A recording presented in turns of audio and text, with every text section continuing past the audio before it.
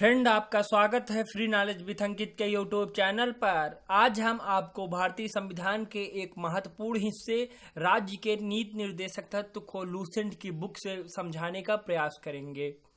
तो आइए देखते हैं फ्रेंड। इससे पहले मैं कहना चाहता हूं कि आप सब बुक पढ़ने से अच्छा है एक ही बुक को आप बार बार पढ़ें। यदि आप लूसेंट की बुक पढ़ते हैं तो उसी बुक को आप बार बार पढ़िए, या अदर बुक कोई भी पढ़ते हैं आप तो उस बुक को आप बार बार पढ़िए। बहुत सारी किताबों के चक्कर में मत पढ़िए, एक ही बुक पर रहिए और खूब फोकस करके पढ़िए।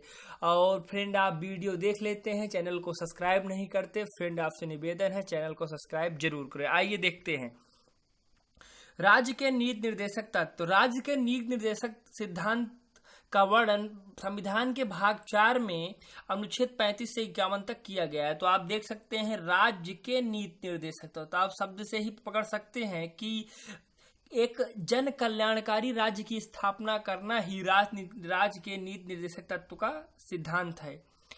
ऐसा राज्य का निर्माण किया जाए जो जनता के हित में हो, जन कल्याणकारी काम करे। तो यह अनुच्छेद 35 से 51 तक है और इसकी प्रेरणा आयरलैंड के संविधान से ली गई है। तो आप जानते हैं नीति निर्देशक तत्वों को भाग 4 में है और यह 35 से 51 तक है और यह आयरलैंड के संविधान से लिया गया है। इसे न्यायालय द्वारा लागू नहीं किया जा सकता, यानी इसे वैधानिक शक्ति प्राप्त नहीं है। तो आप जान सकते हैं कि नीति निर्देशक तत्व को न्यायालय में परिवर्तनीय नहीं है, अर्थात इसे न्यायालय में जो है इसकी प्रति याचिका नहीं दायर की जा सकती। किंतु फिर भी इस भाग में अधिकथित तत्व देश के शासन में मूलभूत हैं और विधि बनाने में इन तत्वों को लागू करना राज्य का कर्तव्य होगा। तो आपको मैंने पहले ही बता दिया है कि यह राज्य का कर्तव्य है कि ऐसे राज्य का निर्माण करे जिससे एक जन कल्याणकारी राज्य का निर्माण हो, जिससे मतलब सभी प्रकार की जनता को सुख मिले, उनका जो है विकास हो। यानी भारतीय संविधान के अनुसार राज्य का नीति निर्देशक तत्व शासन के आधारभूत है। आगे देख सकते हैं भारतीय संविधान में कल्याणकारी राज्य की संकल्पना का समावेश राज्य के नीति निर्देशक तत्वों में दिया गया है। तो एक कल्याणकारी राज्य की संकल्पना हो वह जो है कहाँ दिया गया है, नीति निर्देशक तत्वों में यह बात कही गई है। कल्याणकारी राज्य का उद्देश्य सामाजिक और आर्थिक प्रजातंत्र की स्थापना करना। तो एक कल्याणकारी राज्य का उद्देश्य क्या होना चाहिए, उसका उद्देश्य हो कि वह सामाजिक और आर्थिक प्रजातंत्र की सहायता करना। तो आप देख सकते हैं और यानी सामाजिक और आर्थिक प्रजातंत्र की स्थापना के उद्देश्य से ही संविधान में नीति निर्देशक तत्वों को शामिल किया गया है। तो आप यहां समझ सकते हैं कि संविधान में नीति निर्देशक तत्वों को क्यों शामिल किया गया है। इसलिए शामिल किया गया है जिससे हम जो है सामाजिक और आर्थिक प्रजातंत्र की स्थापना कर सके, एक जन लोक कल्याणकारी राज्य की स्थापना कर सके। आइए आगे देखते हैं। भारत सरकार अधिनियम 1935 में अंतर्विष्ट अनुदेश प्रपत्र को भारतीय संविधान में राज्य के नीति निर्देशक तत्वों के रूप में समाविष्ट किया गया है और यह प्रपत्र 1935 के अधिनियम के तहत ब्रिटिश सरकार द्वारा भारत के गवर्नर जनरल और प्रांतों के गवर्नरों द्वारा जारी किया जाता है। तो आप देख सकते हैं कि यह शुरुआत में जो है ब्रिटिश सरकार द्वारा जो भारत के गवर्नर जनरल थे उनके द्वारा और प्रांतों के गवर्नरों द्वारा जो है जारी किया जाता था। जैसे आज के समय में आप समझ सकते हैं भारत का राष्ट्रपति और प्रांतों के गवर्नर जैसे आज के राज्यपाल। ठीक है, आगे देखते हैं राज्य के नीति निर्देशक तत्व के सिद्धांत क्या है। तो एक जन कल्याणकारी राज्य की स्थापना करने के लिए नीति निर्देशक तत्वों के सिद्धांत क्या है। तो इसमें आप आर्टिकल 38 अनुच्छेद 38 में क्या कहा गया है, एक लोक कल्याण कार्य की अभिवृद्धि के लिए सामाजिक व्यवस्था बनाया जाएगा। तो ये देख सकते हैं आगे, जिससे नागरिकों को सामाजिक, आर्थिक और राजनीतिक न्याय मिल सके। तो सभी लोगों को समान रूप से न्याय, चाहे वह सामाजिक हो, चाहे आर्थिक हो, चाहे राजनीतिक हो, यह मिल सके। यह एक जो है लोक कल्याणकारी राज्य की यही संकल्पना होती है।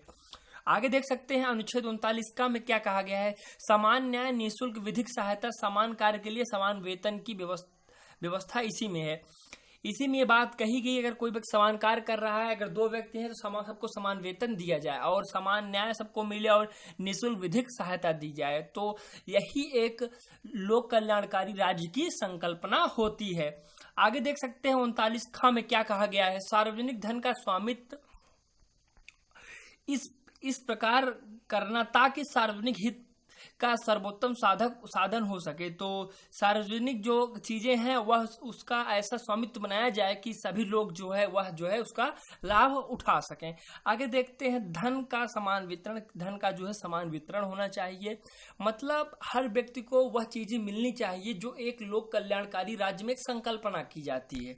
आगे देख सकते हैं अनुच्छेद 40 में क्या कहा गया है, ग्राम पंचायतों का गठन किया जाना चाहिए। आगे देखते हैं अनुच्छेद 41 में क्या कहा गया है, कुछ दशाओं में काम, शिक्षा और लोक सहायता पाने का अधिकार। तो कुछ ऐसी दशाएं हैं व्यक्ति को जो है काम मिले, शिक्षा और लोक सहायता पाने का अधिकार है। यह संकल्पना नीति निर्देशक तत्व में दी गई है जिससे एक लोक कल्याणकारी राज्य की संकल्पना हो और जिससे एक अच्छे राज्य का निर्माण किया जा सके। आगे देख सकते हैं अब इसके लिए कुछ रूल रेगुलेशन भी चलाए गए हैं। 15 अगस्त 1995 से प्रभाव में आया राष्ट्रीय सामाजिक कार्यक्रम भारतीय संविधान के अनुच्छेद 41 के प्रावधानों की पूर्ति करता है और इसका उद्देश्य गरीबों को सामाजिक सहायता उपलब्ध कराना। वर्तमान में इन 5 योजनाएं शामिल हैं। आप देख सकते हैं कौन कौन सी योजनाएं ऐसी हैं जो कुछ दशाओं में काम, शिक्षा और लोक सहायता पाने का अधिकार की जो है आपको पूर्ति कर रहे हैं। आप देख सकते हैं जैसे इंदिरा गांधी राष्ट्रीय वृद्धा पेंशन योजना, इंदिरा गांधी विधवा पेंशन योजना, इंदिरा गांधी राष्ट्रीय विकलांगता पेंशन योजना, राष्ट्रीय परिवार लाभ योजना, अन्नपूर्णा योजना। ये सब योजनाएं क्या हैं, आपको समान रूप से प्रदान की जा रही हैं आर्टिकल 41 के अनुसार। आइए आगे देखते हैं।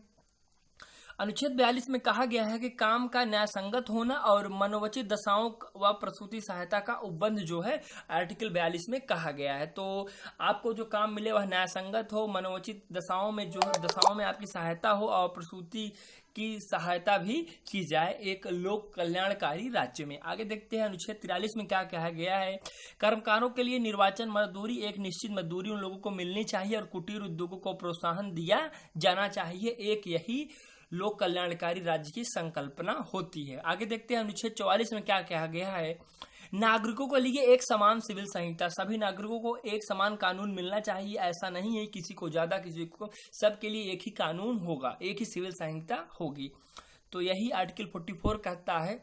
आगे देखते हैं अनुच्छेद 45 दिया नहीं है। अनुच्छेद 45 में 0 से 6 वर्ष तक जो है बच्चों की शिक्षा के बारे में बात कही गई है। आइए देखते हैं अनुच्छेद 46 में क्या कहा गया है, अनुसूचित जातीय, अनुसूचित जनजातीय और दुर्लभ वर्गों में शिक्षा एवं अर्थ संबंधी हितों की अवृद्धि करना। तो आप जानते हैं एक लोक कल्याणकारी राज्य की यही संकल्पना होती है, चाहे वह जनरल हो, चाहे ओबीसी, चाहे एससी, चाहे एसटी। अगर उनमें जो है दुर्लभ वर्गों में शिक्षा प्रदान करना है, अगर एससी और एसटी में शिक्षा का अभाव है तो उस शिक्षा को पूर्ति देना है और अर्थ संबंधी भी हितों को अवृद्धि करना है, यही एक लोक कल्याणकारी राज्य की संकल्पना होती है। आगे देख सकते हैं अनुच्छेद 47 में क्या कहा गया है, पोषाहार स्तर जैसे मिलता है पोषाहार, जीवन स्तर को ऊंचा करना और तथा लोक स्वास्थ्य सुधार करने का कर्तव्य राज्य का कर्तव्य होगा। तो अपने राज्य में जो है अपने नंबर 1 की आप समझ सकते हैं अच्छी जो है लोक स्वास्थ्य सुविधा रखना और सबको समान रूप से प्रदान करना और सबके जीवन को स्तर को ऊपर उठाने का प्रयास करना, एक यही राज्य का धर्म होता है, राज्य का कर्तव्य होता है। आगे देखते हैं अनुच्छेद 48 में क्या कहा गया है, कृषि एवं पशुपालन का संगठन होना चाहिए, कृषि को बढ़ावा मिले, पशुपालन को भी बढ़ावा मिलना चाहिए।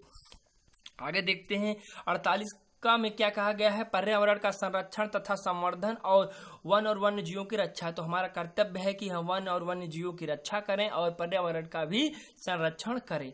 एक लोक कल्याणकारी राज्य में ये संकल्पना है। आगे देखते हैं अनुच्छेद 49 में क्या कहा गया है। अनुच्छेद 49 में कहा गया है कि राष्ट्रीय महत्व के स्मारकों और स्थानों और वस्तुओं का संरक्षण करना। तो हमारे जैसे जो ताजमहल हो गया, जैसे हमारे जो स्मारक हैं, हमारा कर्तव्य है, एक राज्य का धर्म होता है कि उसकी सुरक्षा करना, उसको हमारी पुरानी धरोहरों को संभाल के रखना। आगे देखते हैं अनुच्छेद 50 में कहा गया है कार्यपालिका न्यायपालिका का पृथक्करण, मतलब कार्यपालिका न्यायपालिका से अलग होगी। यह बहुत ही जरूरी बात थी जो संविधान में किया गया है, ये जो है लिखित है। ठीक है, आगे देख सकते हैं अनुच्छेद 51 में क्या कहा गया है, अंतर्राष्ट्रीय शांति और सुरक्षा की अवरुद्ध करना। तो हमारा कर्तव्य है कि अंतर्राष्ट्रीय हम शांति बनाए रखें और सुरक्षा की भी सुरक्षा के लिए भी हम ध्यान दें, उसकी अभिवृद्धि करनी चाहिए। उपर्युक्त अनुच्छेद के अतिरिक्त कुछ ऐसे भी अनुच्छेद हैं जो राज्य के लिए नीति निर्देशक के रूप में ही काम करते हैं, जो नीति निर्देशक तत्व में दिए तो नहीं है पर उनकी तरह ही काम करते हैं। जैसे अनुच्छेद 350 का प्राथमिक स्तर पर मातृभाषा में शिक्षा देना, ये। और दूसरी बात है अनुच्छेद 351 के तहत हिंदी को प्रोत्साहन देना। आगे देख सकते हैं राज्य का नीति निर्देशक तत्व एक ऐसा चेक होता है जो बैंक की सुविधानुसार अदा की जाए, यह कथन केटी शाह का है। तो बहुत ही इंपॉर्टेंट कथन है, आप याद रख सकते हैं। यह यूपी पीसीएस की परीक्षाओं में सीधा डायरेक्टली पूछा जा सकता है। आगे आइए देखते हैं क्या है। आगे देखते हैं मौलिक अधिकार और नीति निर्देशक तत्व के सिद्धांत में क्या अंतर है। पहली बात अंतर यह है कि आयरलैंड से लिया गया है और मौलिक अधिकार आप जानते हैं अमेरिका के संविधान से लिया गया है।